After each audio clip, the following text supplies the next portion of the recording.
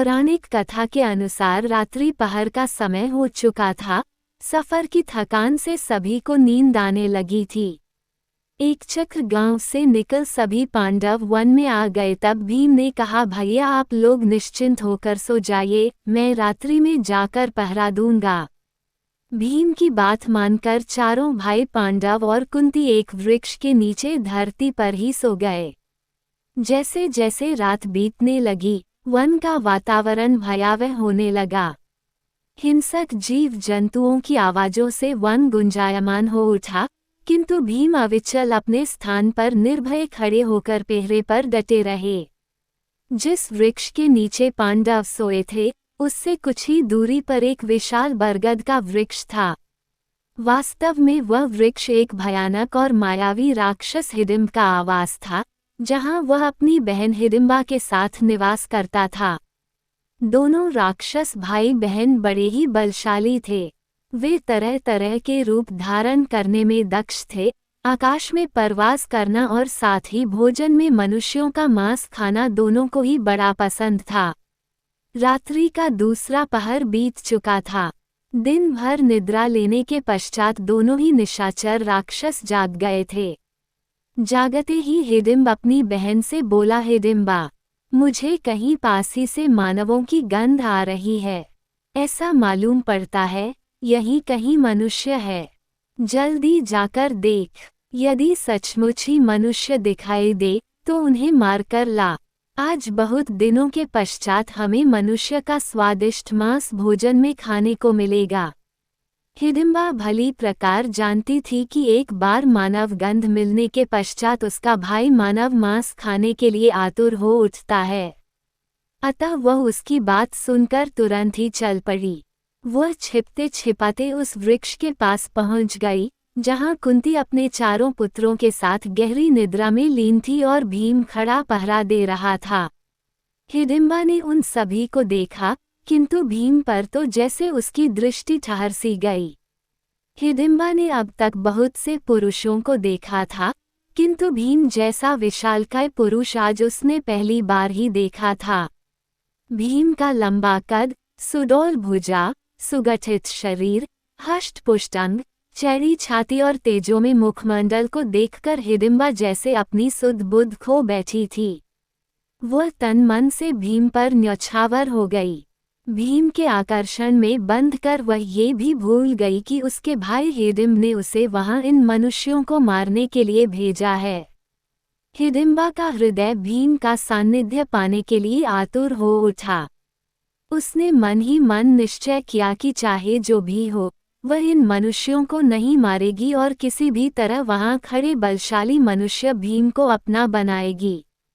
हिडिंबा ने अपना राक्षसी रूप त्याग कर एक सुंदर स्त्री का रूप धारण कर लिया।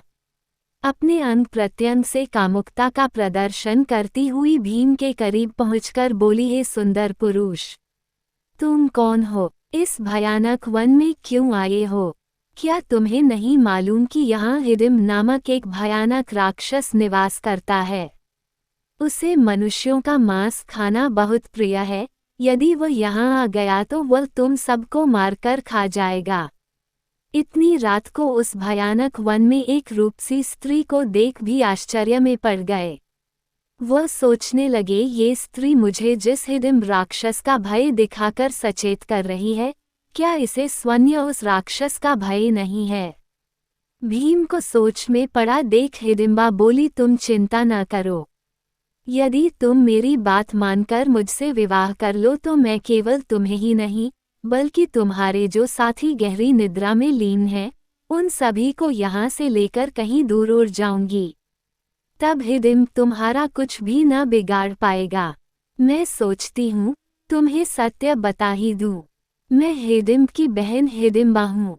हिडिंबा की यह बातें सुनकर भीम को उसका सारा आशय समझ में आ गया।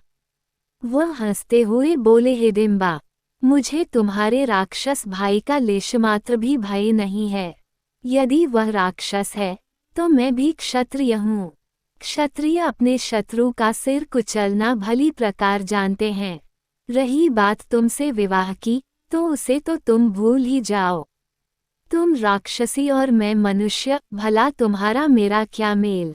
हिडिंबा बोली, इसमें बुराई वाली बात कौन सी है। ऐसे विवाह तो प्राचीन काल से होते आए हैं। देवताओं द्वारा धरती की कन्याओं से, ऋषियों द्वारा देवलोक की अप्सराओं से न जाने कितने ही प्रेम और गंधर्व विवाह हुए हैं।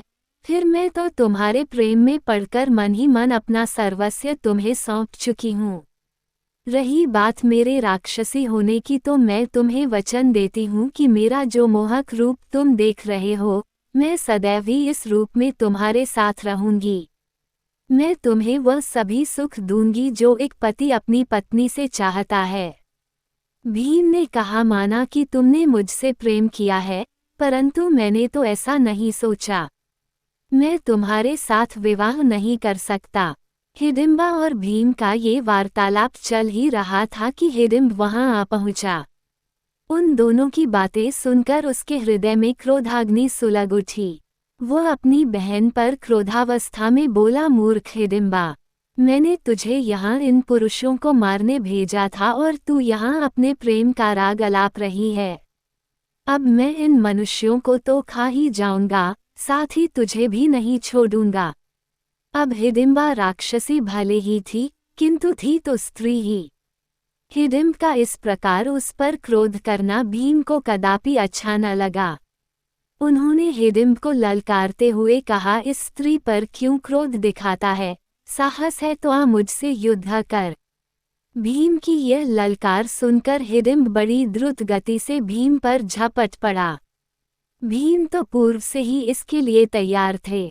देखते ही देखते उन दोनों में भयानक मल्ल युद्ध छिड़ गया। दोनों भयानक गर्जना करते हुए एक दूसरे पर घात प्रतिघात कर रहे थे। हिडिंबा एक ओर खड़ी इस युद्ध को देख रही थी। उन दोनों की हुंकारों और धमक से कुंती और उसके चारों पुत्र भी निद्रा से जाग उठे। उन्होंने बड़े आश्चर्य से ये दृश्य देखा तो भीम के चारों भाई भी उनकी सहायता के लिए तत्पर हो गए, किंतु भीम ने उन्हें रोकते हुए कहा, ठहरो। इस राक्षस के लिए तो मैं स्वयं अकेला ही बहुत हूँ। भीम की यह बात सुनकर वे चारों अपने स्थान पर रुककर उन दोनों का युद्ध देखने लगे। कुछ ही देर बाद भीम हिडिंब पर हावी हो गए और उन्होंने हिडिंब को अपने हाथों से ऊपर उठाकर इतनी जोर से धरती पर पटका कि उसके प्राण पखेरु उड़ गए। हिडिंब के मरणोपरांत जहाँ सभी पांडव भाई खुश थे, वहीं हिडिंबा को अपने भाई की मृत्यु का बहुत दुख हुआ, किंतु उसने अपना दुख वहां प्रकट नहीं किया। अब तक युद्ध की तरफ ही उलझे रहने के कारण कुंती और पांडव भाइयों की दृष्टि वहीं पास में खड़ी हिडिंबा पर नहीं पड़ी थी। जैसे ही कुंती ने उसे देखा तो आश्चर्य से उससे पूछा, पुत्री, तुम कौन हो? रात्रि के समय इस भयानक वन में क्या कर रही हो? अब तक उनकी बातों से हिडिंबा ये जान चुकी थी कि यह स्त्री भीम की माँ है और ये चारों मनुष्य भीम के भाई हैं। उसने अपने हाथ जोड़कर बड़े विनम्र भाव से कुंती को अपना परिचय दिया और अब तक की सारी घटना सच सच बता दी। हिडिंबा की बात सुनकर कुंती सहित चारों पांडव भाई भीम की ओर देखने लगे। उन्हें इस प्रकार से अपनी ओर देखता पाकर भीम तने कचकचाकर बोल पड़े, आप लोग मेरी ओर इस तरह न देखें। इस सब में मेरा कोई कसूर नहीं है। मैंने तो पूर्व ही इसे विवाह के लिए मना कर दिया है। भीम की बात सुनकर हिडिंबा बोली, आपके पुत्र सत्य कह रहे हैं माँ जी, किंतु मेरा भी निश्चय अटल है, मैं आपके पुत्र के अतिरिक्त किसी अन्य से विवाह नहीं करूंगी। हिडिंबा की बात सुनकर कुंती सोच में पड़ गई। फिर कुछ क्षण चुप रहने के पश्चात बोली, पुत्र भीम, ये सत्य है कि हिडिंबा एक राक्षसी है और हम मनुष्य, किंतु तुम ये भी तो सोचो कि इसने अपने भाई के विषय में तुम्हें सचेत किया और युद्ध में उसका साथ न देकर एक और शांत भाव से खड़ी रही। चाहे प्रेम के कारणवश ही, लेकिन इसके हृदय में हम सब की रक्षा करने का विचार तो आया। सोच विचार किसी राक्षसी की नहीं, बल्कि मानवता की निशानी है। मैंने स्वयं हिडिंबा की आंखों में देखा है, वह मुझे निश्चल प्रेम के अतिरिक्त और कुछ भी दिखाई नहीं देता। यदि प्रेम और श्रद्धा करने वाली पत्नी नीच कुल में भी मिले तो उसे सहर्ष स्वीकार कर लेना चाहिए। अपनी मां के वचनों को सुन भीम समझ गए कि उनके मन में हिडिंबा के प्रति दया उत्पन्न हो गई है। अब उन्हें समझा पाना बेहद कठिन है। कुछ सोचते हुए भीम ने कहा, हे माते, यदि तुम्हारी ऐसी इच्छा है तो मैं हिडिंबा से विवाह करने के लिए तैयार हूँ, किंतु मेरी एक शर्त है। इससे पूर्व कुंती कुछ कहती हिडिंबा तत्परता से बोली, मुझे आपकी सभी शर्तें स्वीकार हैं। भीम ने कहा, जब भी हमारी कोई संतान उत्पन्न होगी तब मैं हिडिंबा का साथ छोड़ दूंगा। यद्यपि हमारा वैवाहिक संबंध बना रहेगा, परंतु फिर भी हमें अलग रहना पड़ेगा। हिडिंबा प्रसन्नता पूर्वक बोली, मुझे स्वीकार है, पति न सही, पति की निशानी हमारी संतान तो मेरे साथ ही रहेगी। इस तरह कुंती ने वहीं वन में भीम व हिडिंबा का गंधर्व विवाह करा दिया। विवाह के पश्चात हिडिंबा ने कुंती के चरणों को छूकर कहा, माँ जी, अब हमें आज्ञा दीजिए, मैं अपने पति के साथ घूमने जाऊंगी। जब हमें संतान होगी तब मैं आपके पुत्र को आपके पास पहुंचा दूंगी। कुंती ने भीम व हिडिंबा को आशीर्वाद दिया। हिडिंबा भीम को अपने साथ लेकर उड़ गई। कई माह तक वे दोनों वनों, पर्वतों व समुद्र सहित विभिन्न मनोरम स्थलों पर भ्रमण व प्रेमलाप करते रहे। राक्षसों के वंश में शीघ्र ही गर्भ ठहरता है और शीघ्र ही बालक उत्पन्न होने के कुछ दिन बाद ही बड़ा भी हो जाता है। विवाह के कुछ माह पश्चात ही हिडिंबा ने एक पुत्र को जन्म दिया। जन्म के समय बालक के सिर पर बाल नहीं थे, इस कारण भीम व हिडिंबा ने उसका नाम घटोत्कच रखा। शर्त के अनुसार भीम व हिडिंबा के अलग होने का समय आ गया था। वे दोनों कुंती के पास पहुँचे। हिडिंबा ने कुंती से कहा, माँ जी, मैं अपने वचन के अनुसार आपके पुत्र को आपको सौंपकर जा रही हूँ। अब मुझे आज्ञा दीजिए, किंतु कभी मुझे अपने से अलग न समझिएगा। आप जब भी याद करेगी, मैं और मेरा पुत्र घटोत्कच आपकी सेवा में उपस्थित हो जाएंगे। कुंती ने भारी मन से हिडिंबा व घटोत्कच को आशीर्वाद देकर विदा किया। हिडिंबा अपने पुत्र के साथ द्वारिका की तरफ उड़ गई।